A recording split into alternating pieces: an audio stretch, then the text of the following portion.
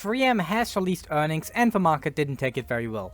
The stock is down 10%, so let's see if this is maybe a buying opportunity. Minus 3% sales growth, that is not very good. But we can't forget this is only 1 year. Don't always look at 1 year, look at the future, what's it probably gonna be. They generated a lot of free cash flow. We can see this is mostly due to a reduction in capex. While yes, their cash provided went up a bit, this very good growth number is mostly due to a reduction in capex. When we look at the different business segments, we can clearly see health has kinda carried the company this year. When it comes to the full year, it's the only one that grew, but at the same time, this is the segment they're trying to spin off. They're aiming for that to happen in 2024, and it is currently the one strong business they have. Now that's saying it would unlock value in the healthcare business, and that might be true in the long term. But the healthcare business is one of their safest business segments. All the other ones are very cyclical, and as we can see, currently in a downturn. So yes, while the healthcare unit on its own might be eventually valued higher than under 3M, I think this hits 3M the company very hard. And this is just one of the other ways to protect it from the earplug settlements. I'm not gonna go into that fully because that has already been well covered. It also has some other lawsuits going on, but I would say the risk from them is not too high. It might impact their free cash flow for a year or two, but it is not gonna be permanent. Now what does 3M say they're gonna do in 2024? Margin and free cash flow growth, portfolio optimization, reduce risk and uncertainty, so basically they don't promise anything. They're just having the standard talk. It is a very blue chip company. There's not a lot of stuff happening.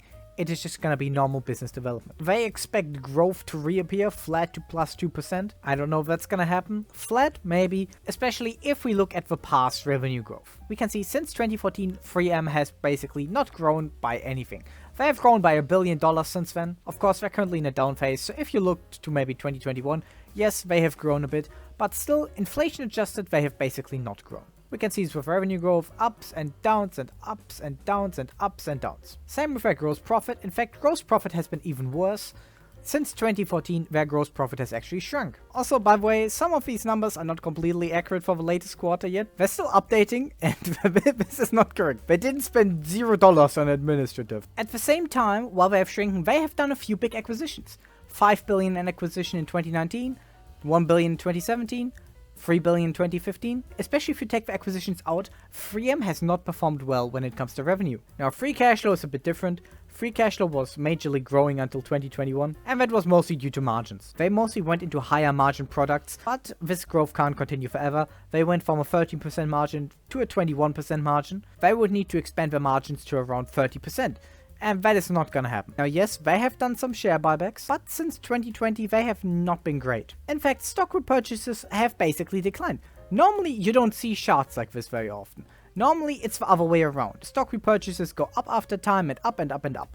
At 3M it's the other way around. Yes, they issued some shares before and that went down, but net they have been buying less and less shares. In fact, that had to stop. Their debt was just getting way too high.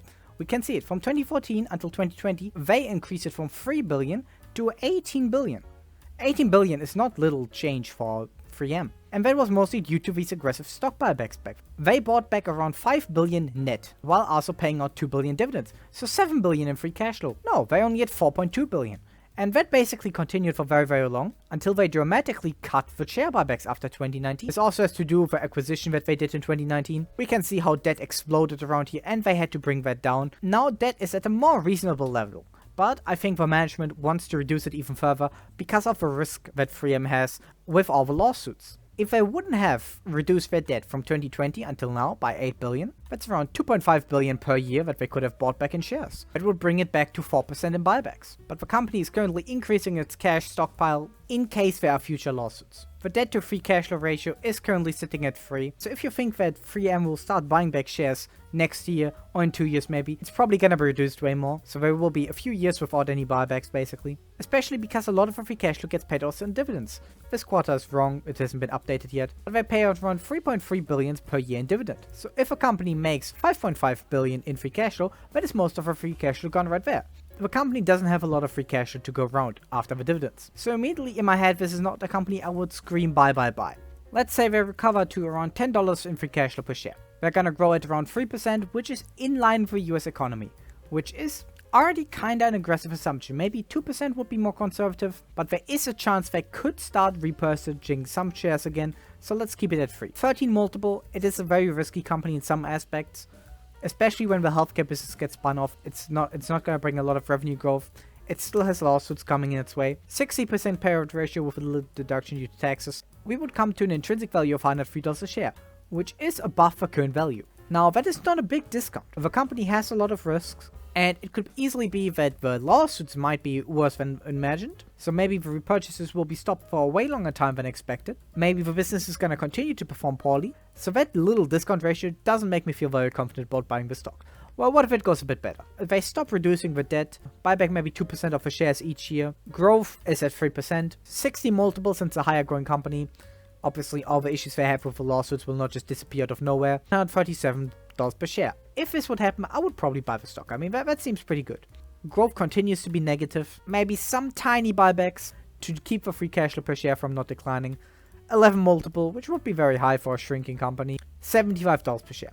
So far, I'm looking at 3M. It has some great products, but it is a company which is not growing. It is very mature. It's a blue chip company. It has a lot of lawsuits. It has a lot of debt, so they have to continuously reduce it. So I'm passing on this company.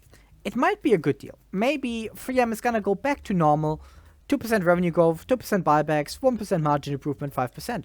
And while the company has fallen a lot, I don't think it's so cheap that I would say, yes, I take this risk. I would be willing to put this in my portfolio. What do you think about it? Write down below. Have a good day.